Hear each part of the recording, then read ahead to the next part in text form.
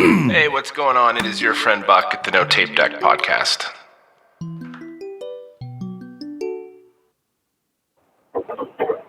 Hey, what's going on, YouTube? I did not have my microphone muted a second ago, and I cleared my throat. I thought it was muted. I played the intro, and we're just going to leave that blem in the episode because we're coming back today for episode number 5. I have on the phone with me from the East Coast in Boston, Massachusetts, is awesome singer, songwriter, Bryan McPherson. Hey, what's going on, everybody? Hey, dude, thank you so much for getting in your car. I know it sounds rainy where you are, and taking it's coming down. which is ironic because I'm in the Portland area right now, and it's actually sunny here, which it kind of makes everybody forget here that it rains all the time.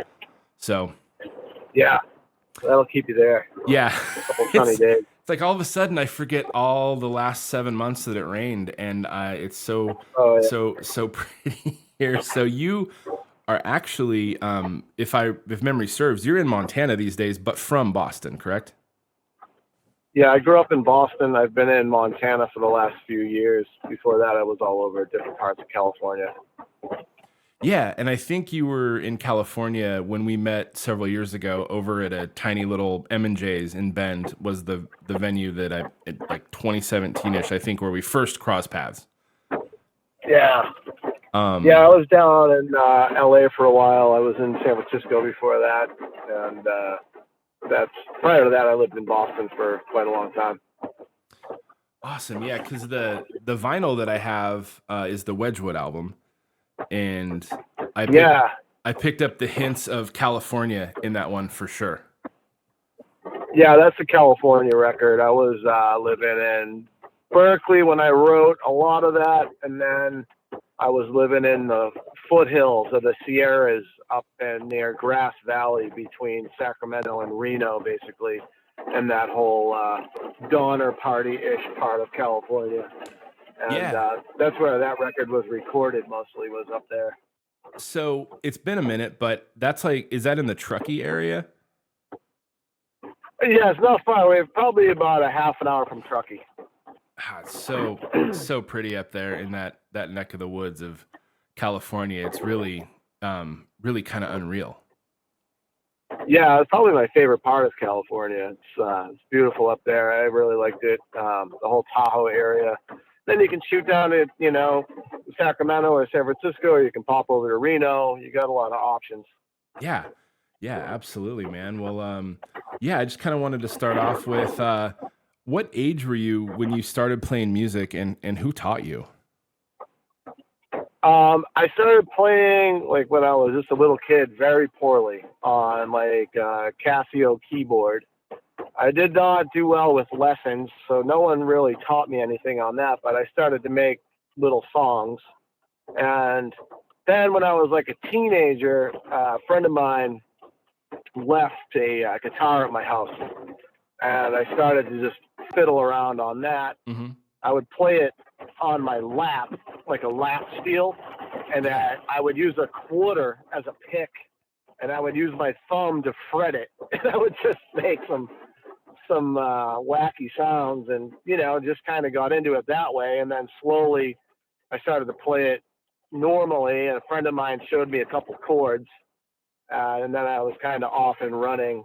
And then I started to write songs probably like in my early to mid 20s. I started to pop out, songs would kind of be born in a way where it was not like I'm not sitting there trying to write the song. I just pick up and the song comes naturally without trying.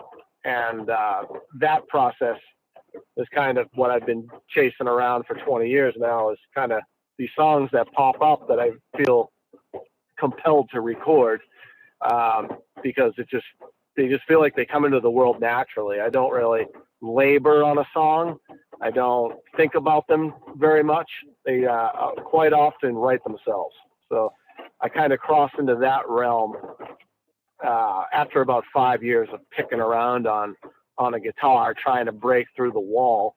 I finally broke through, and I don't write songs all the time. I when I'm not writing, I don't think about it. I'm like, oh, I'm not really writing a lot of songs right now. And then something will happen in my life, heartbreak, a move, political climate, whatever it is, something going on. And I just get inspired to kind of spit out what I've been absorbing in culture.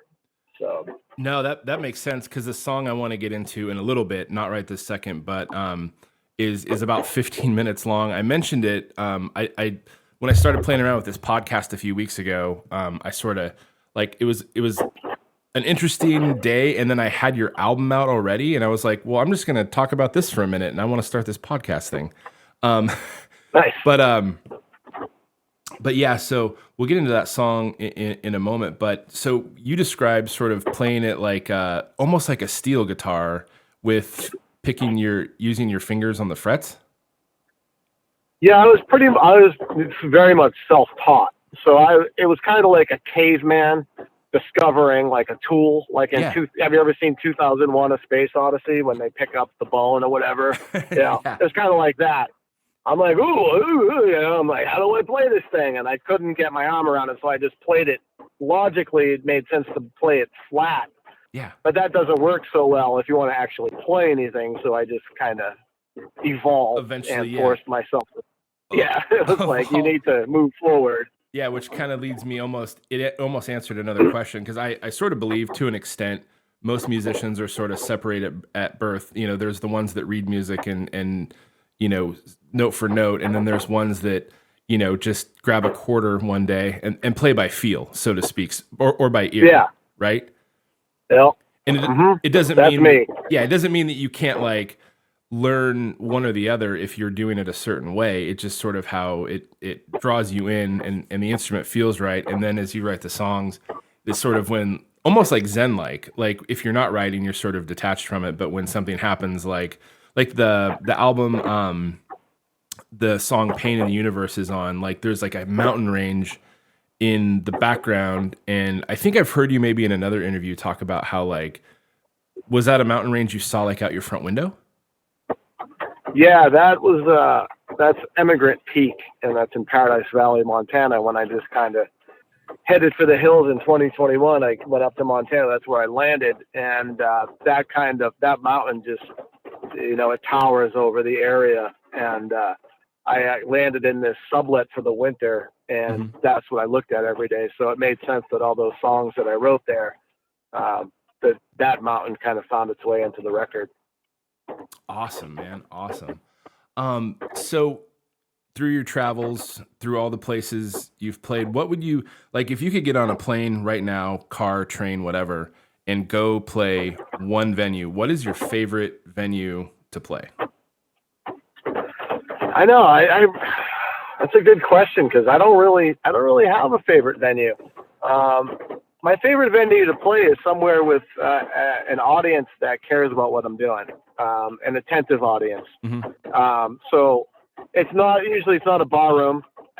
It's either a theater or a living room, where people are engaged and are attentive to what is happening. Because I look at songwriting and music as kind of a sacred thing. It's a primal communication, and I don't like having pinball machines and the latest sports game going on and a bunch of drunk people. I'm like, what are we doing here? Because music is more special to me than that. So I love to play anywhere, a barn, a living room, a theater, where it's set up to just a listening room where you can just deliver the music. I've played some great ones over the years. I got my start playing at this place, Club Passim in Cambridge, Massachusetts. And it's a self-proclaimed listening room. Okay. And it's been there for a million years. Dylan played there, Joan Baez, all those folks. No way. So that was a great room to play. Yeah, that was awesome. I used to love playing at the Sidewalk Cafe in New York City. Okay. Back in the anti-folk days, I used to go down there and do gigs down there. That was great. I got to play some great big venues with Dropkick back in the day. Over in one gig in particular, I played this Coliseum, it felt like, in France, in Paris. And Damn. I'm telling you, there was about there were probably 4,000 or 5,000 psychopaths in there, like in the crowd.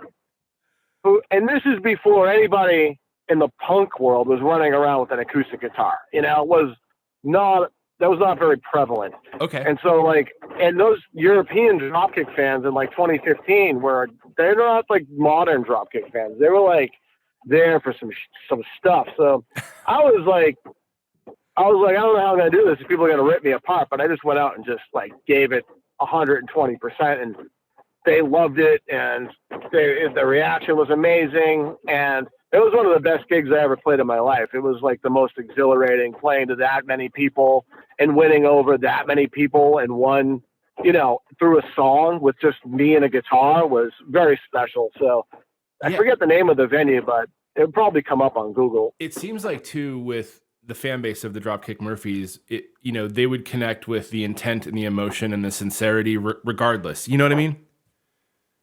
Yeah, that was great.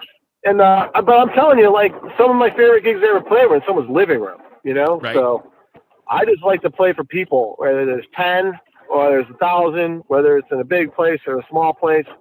For people who want to like absorb and connect in the music, like that's where I want to be when I play live. Which, from my vantage point, being a listener and a fan of your music with the acoustic and the integration of the harmonica, try to be succinct about this, but it's like the quality of the product, so to speak, is so like meaningful, being that there isn't a wall of sound behind it, if that makes sense. Like, yeah, exactly. It's like it's kind of like a drummer that does a ton with a tiny drum kit that doesn't, and there's nothing wrong with the big drum kits. You see what I'm saying? It's just, like, whoa, they're making that many sounds out of a small, right?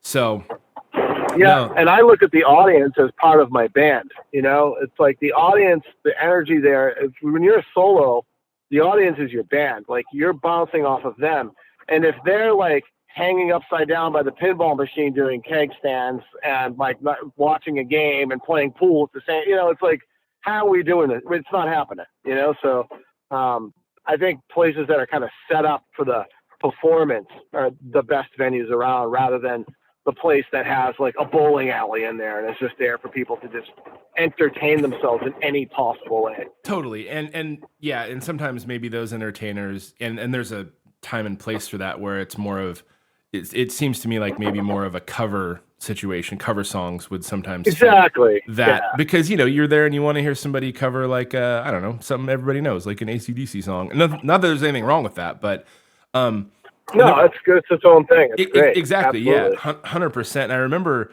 it kind of reminds me, because ironically, the venue we met in, M&J's in Bend, and they're strong like music supporters, and it is a little bit that, but they're very music centric and focused there. What drew me kind of into you right away was, and this is going to maybe sound different, but like it was the graphic on the T-shirt, because I think we traded and gave you an album, and you're like, oh, I have a shirt, because it was like the Ramones logo, but with your name. Oh yeah, yeah. And that's before I even heard you sing. So I was like, well, either way, he could not be good, and I would still like him because this logo is kick-ass. Like, I'll still wear the shirt. You know what I mean? Because it's so awesome to sort of pay homage and lift that, logo and put your name on it. And I was like, well, no matter what, the shirt's cool, so I'm going to wear it. We can thank my good friend Joe Bennett for designing that shirt. All right, well, thanks. You said Jill? Joe Bennett. Joe Bennett. Awesome. Well, thanks, Joe. Yeah. Joe Bennett. And before we kind of move on from that, I just wanted to sort of circle back to the venue. You said Dylan Joan Baez. Like, what's that feeling like, knowing that you're in a room like that is, sacred ground? Let's just call it what it is. And you're, what's that vibe? What's that feeling like? It's nerve-wracking, and especially back, I was going there in the very beginning because I was doing open mics there, and it was exhilarating. You're terrified because, I had to figure out how to play music in front of people, and I did it there, and I did it in the subway, and I did it in Harvard Square. They eventually gave me like a feature gig, So I would play for like a half an hour or something.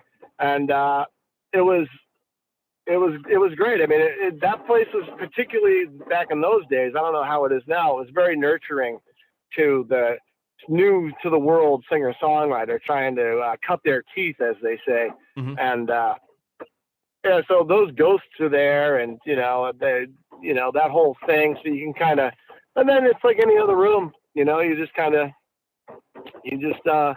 it was the same way in the East Village at the Sidewalk Cafe, because that was kind of like the edgier New York scene for that kind of whole world. And all right, that people who played there were like Hamel on Trial, and the Moldy Peaches would play there, and all these other kind of acts from the early 2000s. And in the 90s, I think Ani DeFranco played around all of that whole neighborhood there.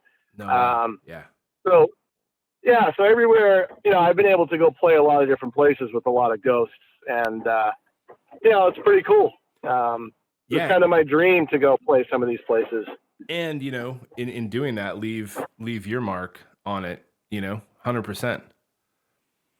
Yeah, a little bit of me is left there. Exactly. So we got into a little bit of how you got started earlier. What was that moment? What was the band, song, or performance where it kind of clicked for you and you were like, this is something I can do, I want to do, and I'm going to do? Do you have like a moment or a song, or was there a spot in time where it just sort of like, light bulb moment, right? Yeah, it clicked for me, at least in a songwriting way, on this record I made with one microphone in a room when I was like strung out on drugs when I was like 20. And that's when I like wrote my first songs. And I recall a moment then where I wrote this song called Where is Jane? And all those songs on that album came out naturally. All right. And that was the moment where I was like hooked. And I remember playing them and being like, these are not contrived songs. Like, these are songs that I wrote automatically. And those songs never got a proper recording until 2018. I made a record called King's Corner, and I went and took all those old songs and like reproduced them. And I, kind of rewrote some of them so that they were presentable. Yeah. And I made another record out of those songs. But that was the moment where things kind of clicked with the songwriting thing, because I was trying to break through into that realm creatively. And it was like everything was kind of like trying to, or derivative, or, I wrote the guitar, then the lyrics, and it just didn't really vibe. But at that songwriting burst was when things just flowed as like the song was one thing. It was the music and the words intertwined in a way that you couldn't separate them. Yeah, no, that's awesome. And then it makes me think, because I think anybody who's ever recorded anything, song, it could even be a podcast. Not this one, because I'm loving the flow of it. I don't want to re-record this. This is perfect. But I think we've all listened to maybe a song that was recorded at one point in time, and you've matured or just gotten better or whatever, and you kind of go, maybe I would have taken away or added, or so that's kind of, I think, really special that you got to revisit that and give them the proper recording, right? I looked at it as like a spiritual exercise of me going back in time and producing a record for a younger me that couldn't produce it at the time. And so it was kind of like going back in time and like giving an old version of myself kind of a pull up and giving those songs a proper due in some sort of way that I had always dreamed of, but never could kind of do then. So I kind of did it as like a favor to another songwriter, just happened to be me. And I had to rewrite them because some of the lines, I'm like, I would never say this now. This is goofy. This doesn't work. Different mindset. Yeah, exactly. Yeah. So I just kind of, I look at each kind of record as its own thing. So that was kind of a unique experience making that one. Oh, hell yeah. That's awesome. What's your go-to guitar? Like if, you're to walk on stage right now, what guitar Martin, do you use? no questions. All right, no questions. Awesome. Any Martin. Yeah, any Martin. Yeah. I mean, if I got time to dilly-dally, I'll play anything else. But I mean, if my life's on the line and someone's like, here's a guitar, go play, I'll be like, give me a Martin. Awesome. Yeah, so they're just the best acoustic guitars in my opinion. Dig it. Yeah, they're beautiful. They sound beautiful, look beautiful. Lately I've been I've been tuning into your YouTube for a while, but you've done a series of these like living room acoustic, very just very raw and candid, and I just think like these honest sort of songs. There's a couple that I wanted to just sort of go into real quick. You do a cover of Olympia by Rancid, and that song, dude, that song is legendary. And to hear you acoustic in a living room, so how, what inspired you to cover that song? I was always a Rancid fan, and one thing I like about Rancid is they're a songwriter band. Mm-hmm. So you can strip a lot of their songs down to cowboy chords and present them. You can't do that with all kinds of band music, because I think Rancid just has good songs. And I always loved Olympia. I always thought it was a great song. And I just kind of, I don't know, I just started playing it one day on an acoustic guitar. And I recorded it, like, I don't know, 5 years ago, maybe more than that. And so you can get it on any of my streaming things or whatever. Yeah. But so it just kind of became part of my repertoire because I kind of put a different spin on it. And, obviously their version's awesome, but I think my version's just, it's more acoustic. It's kind of a me version of it. And a lot of people love that song. And it's kind of not like the most obvious song to do by Rancid.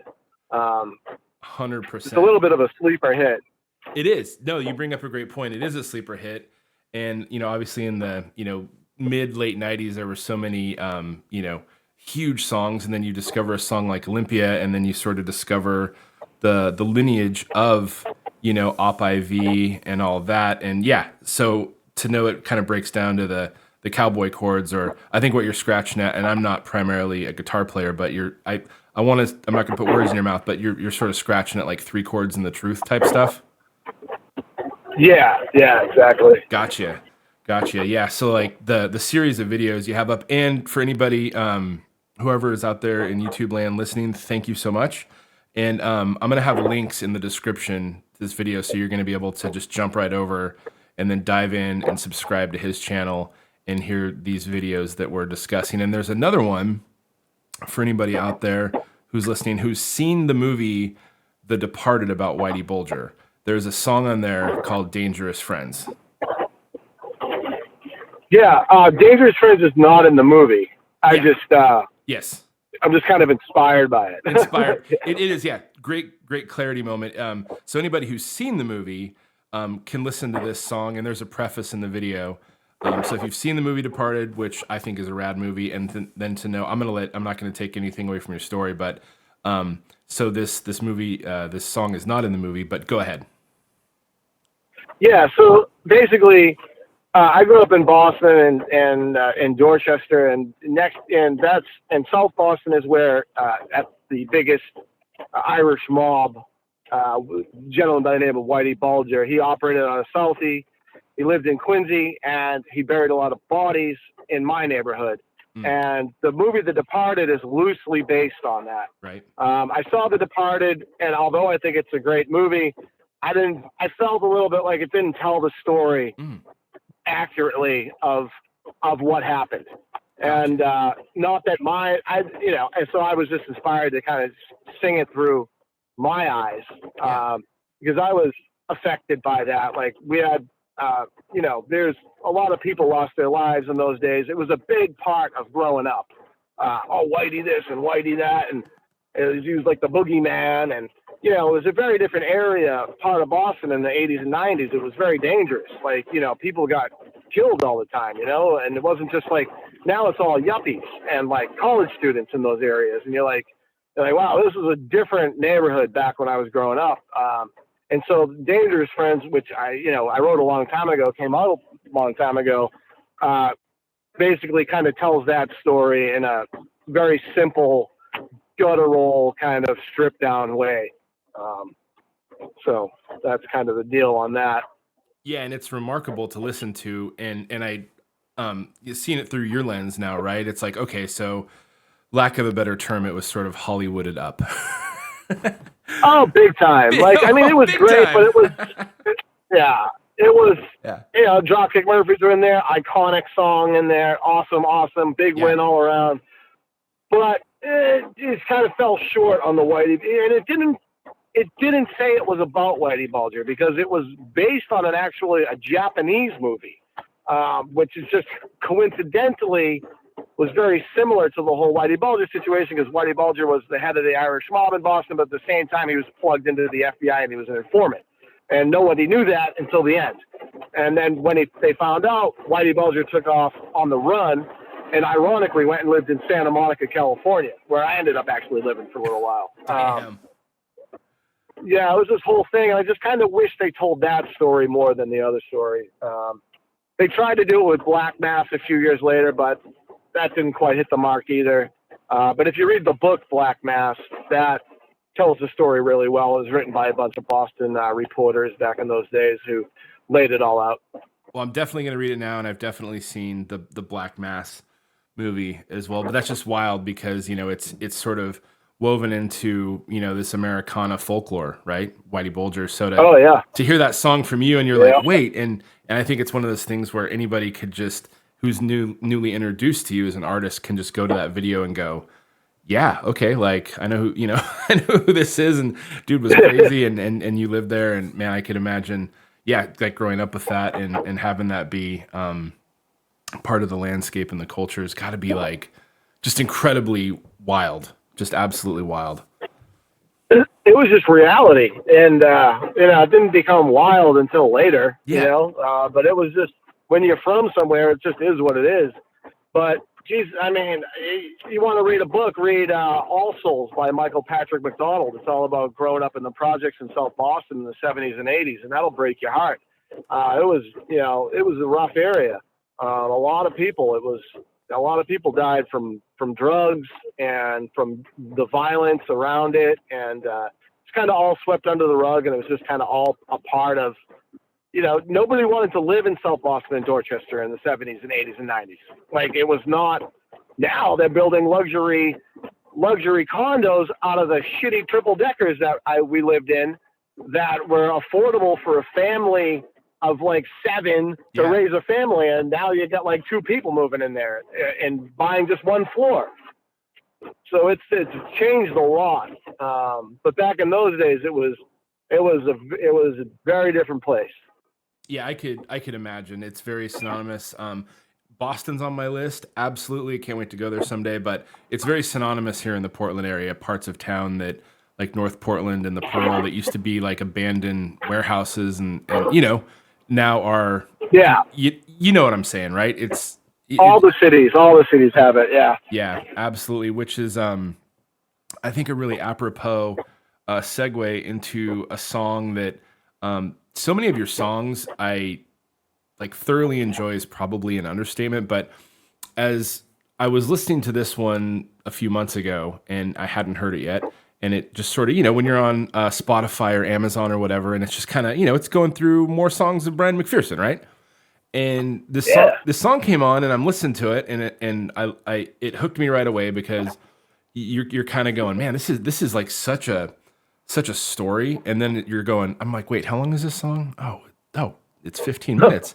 And I go, but I'm loving all of it, and sort of towards the middle, it sort of acts like it's gonna drop off, and then it comes right back. Yeah, don't think I didn't notice that. I went, oh, that's right around the 7 minute 20-second mark. Oh, that's weird. It's right in the middle. And you're saying all these parts all around, you know, the U.S., Mexico, and it's like, whoa, like I feel like Bryan's on tour or parts of your life, and I almost feel like I'm riding shotgun like with him. And there's not a lot of 15-minute songs out there. I mean, I know there's The Decline by NoFX. There's the original version of American Pie, right? And so, in my humble opinion, to be able to pull off such a highly engaging, beautifully written 15-minute song that talks about all these places around, the US and whatnot, was like, I'm going, whoa. And then it's like, boom, I have to hear that again. So it's one of those songs where anytime it comes up on my playlist, it's like Bradley Noel says, it's so nice. Got to hear the same song twice. Nice. But, Absolutely. but yeah, so just a few questions. I kind of want to, dub this section just anatomy of a song, and we're going to highlight American Dream by Bryan McPherson. How long does it take one to write a song like that is such a verbal and melodic adventure of a song? A long time. First off, anytime anyone wants to talk about American Dream, I'm happy to, because I'm like impressed with that song that it came out of me, and I've always really been like, this is a really wild song. So anytime anyone appreciates it, I'm like, yeah, it's a cool song, man. It took a long time. I wrote it in a couple days. Mm-hmm. I had I was funny because I was actually in Montana at the time on the road when a tooth fell out that was supposed to be a cap. And, Okay. so I was in Montana with like a missing tooth on the side of my fucking friggin' mouth. And I had to figure that out. I get back to California. They're like, oh, we need to take this root out, blah, blah, blah. I end up with a dry socket. Oh. And which is excruciatingly painful. So I'm sitting there in California in Santa Monica, and I got this dry socket. And I just go fiddle around the guitar, and boom, I just start writing this thing. And I can't stop writing it. And it just keeps going. And I'm like, this is too long, but I have to keep writing it. So I'm just writing it. And then I go to bed, and like I wake up, and boom, another verse, and I'm writing it. And then like, I think it was 3 days of like a verse a day or something, but I was like in the song the whole time, just like swallowed by it. And I had this massive version where I think I cut a lot of it out. It took about a year after to cut it down to where it was like presentable and had a structure, and you wouldn't get totally bored listening to it, even though some people do. You just to kind of shape it into where, and then it took more time to kind of get it performance ready. So it was like a year or two in the making with that song, between when I wrote it and when I recorded it finally. I was like, oh, I should change this. I should there should be a chord change somewhere to make it a different key and all this, but nothing worked. And it was just like, do the song, let the listener go on the trip if they want to go. If they don't want to go, they'll just hit skip. And then another funny part is I went into the studio. I got to make this record. It's called How to Draw Everything. Yeah. I worked with this great producer, Ted Hott, and we made it in the studio in LA on a bare bones budget for me, but it was a lot for him, but a lot of money for me. But so I was in there for 12-hour day, and then he's like, all right, let's do American Dream. And I'm like, oh, jeez, I got nothing left, but It's like 5 o'clock. So on we get set up because, oh my God, it was like the middle of the night at this point, and I'm like, we're doing all day sessions, and I get in there, and it's like we tune up the guitar. I get in there because it's the only live song on that record where I perform it live, guitar and vocal at the same time. Damn. And we get in there, and I'm banging it out. I'm like, oh, this is going good. This sounds good. And I get about halfway through, and I'm like, I don't know, guitar sounded a little weird. I get to the end of the song, and like the guitar's out of tune. And we finish the song, and he's like, yeah, it's a little out of tune. We can't really fix it. I mean, can you do it again? I'm like, I guess I can. So I did it again, and the second take was the one. Thankfully, the guitar didn't come out of tune, but talk about just putting everything you have into something. I mean, I didn't have anything left, and everything I had went into that song and that album. So anytime someone brings it up, I'm like, oh, cool, because no, I don't think enough people do. I'm like, this song's crazy. It's like takes you all over the United States. It's my life story. It's American history, my life story. A traveling musician, all of it intertwined into this sprawling song. And then I went and saw the music video in the middle of Navajo Nation next to this giant rock called Shiprock. in New Mexico by myself for 5 days. So I mean, a lot went into presenting that song to the world. So I am glad to hear you appreciate it. Dude, appreciate it is like an understatement, because like there's a couple things mentioned in there that I'm like, like that. So I'll just get one of them out of the way real quick. When you say I ran out of gas in Shaniko. Yeah, true story. It's like, dude, Shaniko's a ghost town. It's like, yeah, I know. I was on my way to Bend. Yeah. Yeah. It's like, even if you've made that drive, it's because it's northeast of Madras, north of Bend, Oregon. So unless you've ever specifically been out in the middle of like, it's so pretty out there. And there's like a couple little sort of gypsy thrift shops. And when I heard that lyric, I'm just like, it's almost like that song by Live in the 90s where they say the word placenta in the song. I think this song, that's what it makes me think of. Is there any other song? I don't know. I'll look it up later.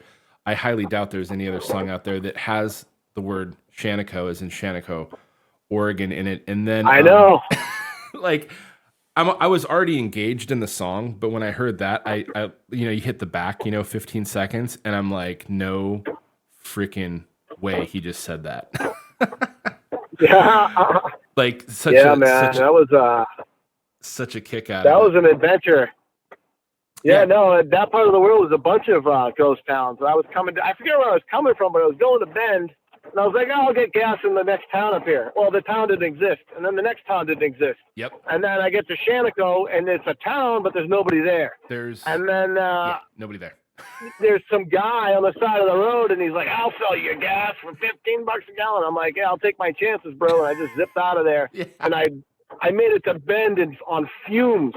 So it was, that definitely found its way into the song. You have these memories traveling around, living life, whatever, that when you experience like a lot of anxiety or whatever, it's a memorable moment. And so that's how that ended up in there. And you don't really go to Shaniko unless it's by accident. It's like not really a global destination. 100%. Yeah. Because, and even the way in the song that you even enunciate and say Pacific Northwest, and you say Puget Sound, and then you say drawing a line in the sand on the Oregon coast, and you mentioned Bremerton. So it's like, being from this neck of the woods, and there's many parts of the country that I love, but just being from here, it's, hearing those names said in a way that's endearing is pretty, just to me personally, awesome. And I think people that are going to listen to this are going to connect with that too.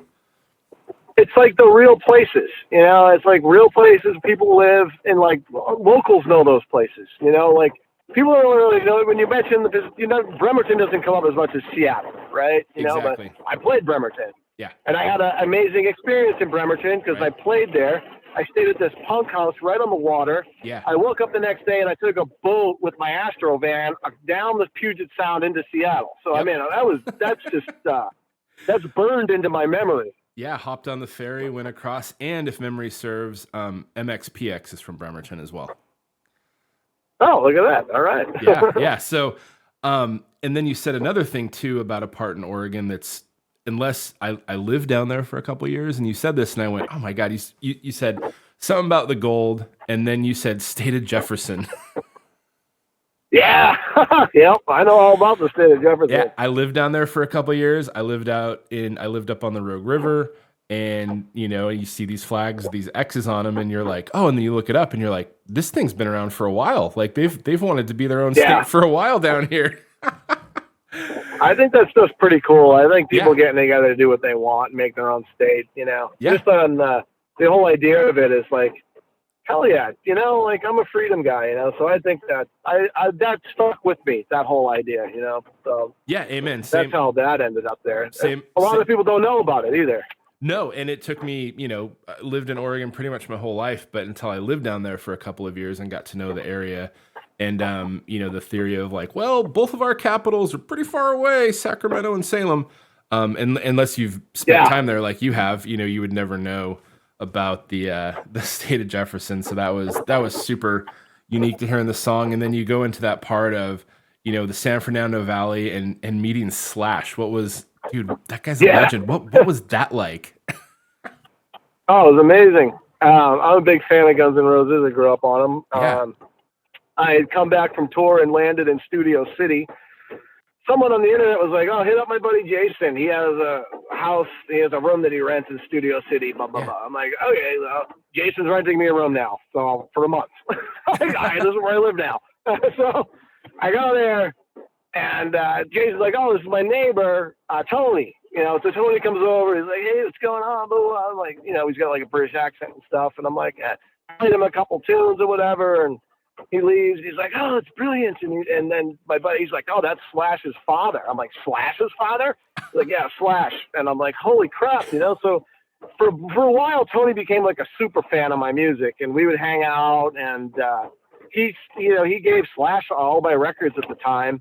And one day he called me and was like, "Slash is shooting a video at a bowling alley in the Valley," and I forget the neighborhood, right there, near Studio City, next to Studio City. Okay. Hey, do you want to go? And I'm like, "You're goddamn right I do." So I'm like, I go and I wait, and he's a little bit late, and he shows up, and he's just like slashed out to them. It's like a video for charity that this other dude was putting together. I don't know if it ever saw the light of day, but he shows up and he's got, boots on and the hat, and I'm like, "Slash." And so Tony's like, "Oh, Slash, this is Bryan. I was telling you about it." He's like, "Oh, Bryan." He's like, "Yeah, we're listening to your music all week." It's like, it making me very angry in traffic. So I was like, that right there is kind of like, well, that's a real cool experience for my life. And then it got cooler because we go in to shoot the video, and he's shooting the video, and he breaks a string. And everyone's like, "Oh no, we don't have a string. Who's got a string?" I'm like, "I got a string." So I went out to my van. I'm like, "I got a string. It's for an acoustic guitar." He's like, "Doesn't matter. Thanks so much." Slash put my string on his guitar, went and stood down by the pins, did a friggin' guitar solo while they're filming him. And we wrap up. Of course, I got a photo with them, and we're just kind of shooting the breeze, just like two dudes. And I'm like, this little old guy with a big hump on his back and a bowling ball comes walking by, and he's like, "Hey," he stops his Slash, and he like looks up at him. He's like, "Hey, are you in a band or something?" It's like, Slash is like, "Yeah." He's like, "Oh, cool." He's like, "Good luck with everything." He's like, "Thanks." He's like one of the greatest guitar players in rock and roll of all time. Like, wow, this is just, I'm like, this is surreal. And, so that's the kind of stuff that happens when you live in Los Angeles. Anything can happen in that town. So that definitely goes into the bucket list vault of cool things that happen as a result of singing songs. Yeah, and it's like, it's in this song. It's 15 minutes long that you recorded in Santa Monica. It's like, man, recorded in LA, but wrote, and like I'm picturing like the Santa Monica Pier in my head, and then now you're in a bowling alley. You give him a string, and this is the dude that walks out of the church in the November Rain video, right? Yeah. Circa 1991, and it's like, and he's doing the Slash solo. It's like, that's like ingrained, I think, into any music fans, just MTV, right, riddled memory. So, oh yeah, dude, that is 100%. That is absolutely that's epic, man. Thank you for taking a moment to dive and entertain, discussing the anatomy of that song that I know is 15 minutes. And folks that listen to this, there's definitely a link in the description. I'm gonna link that video. Definitely check it out. So, what is on the horizon right now? What's next for Bryan McPherson? I'm just working on some new songs that I've written the last few years. So I'm putting together, I'm going to release a couple of them. I just did one, American Glory, put it out last month. I got another one I got to add a couple things too. And then I'm going to put out like another one and then work on a full length. So kind of bringing it back to the old days when I'd release a single or two, and then kind of see where it goes, and then follow that, and then include, whether I re-record or not, those singles on the next album, to kind of lay the groundwork to see what direction to go in, who might be down to play on it, where I might be able to record it, stuff like that. Excellent. And if memory serves, and I'm not Rain Man or anything, I swear, but I feel like you released that song on April 10th.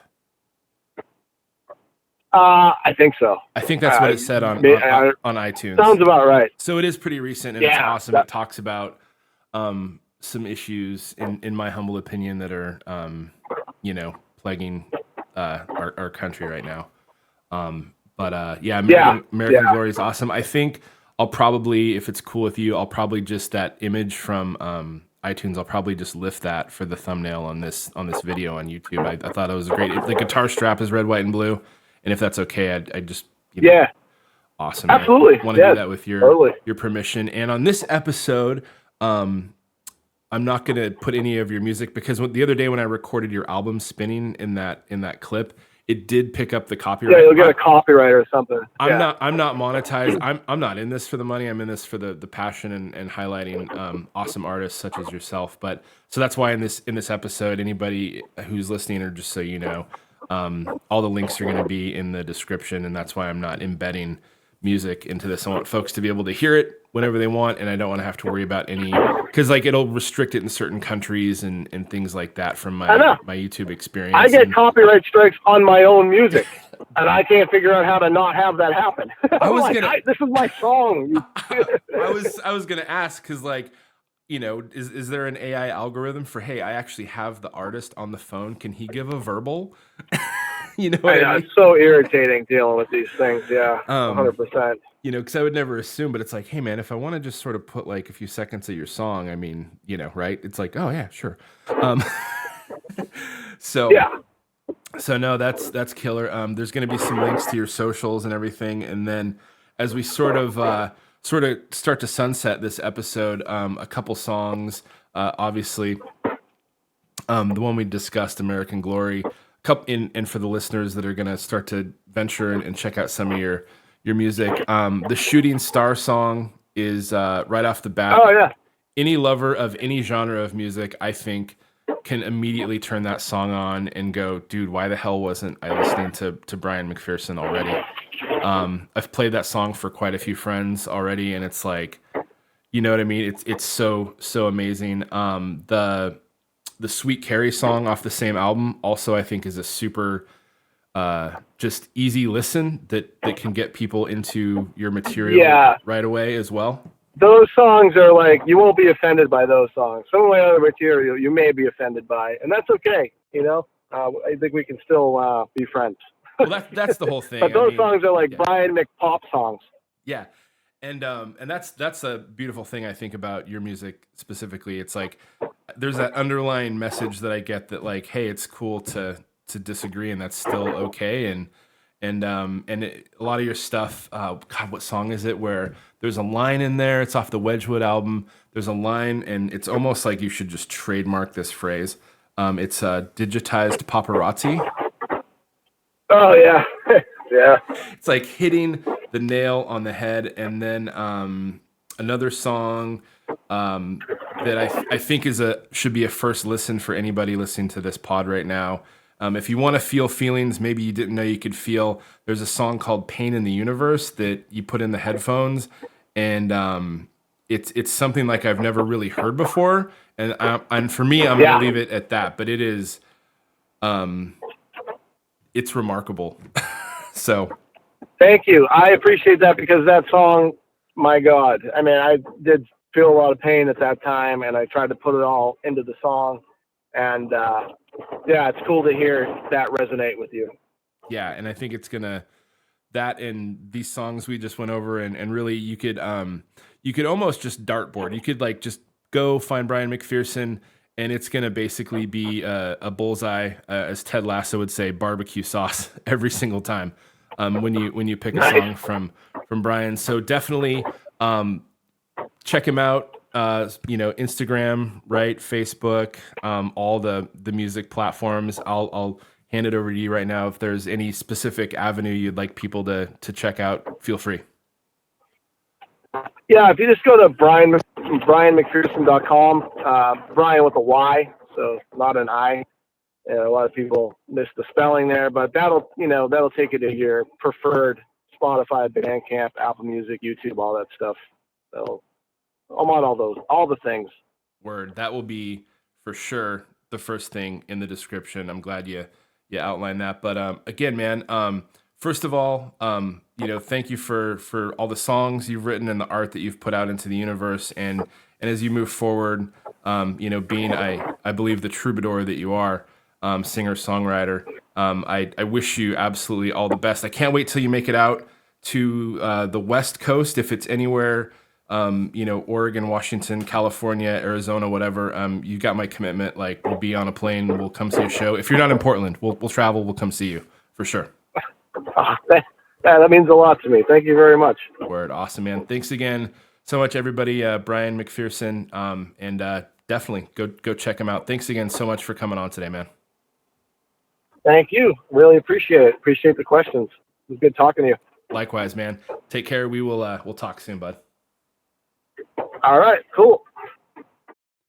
That was a super fun episode to record with Bryan McPherson, and I wanted to say I almost forgot.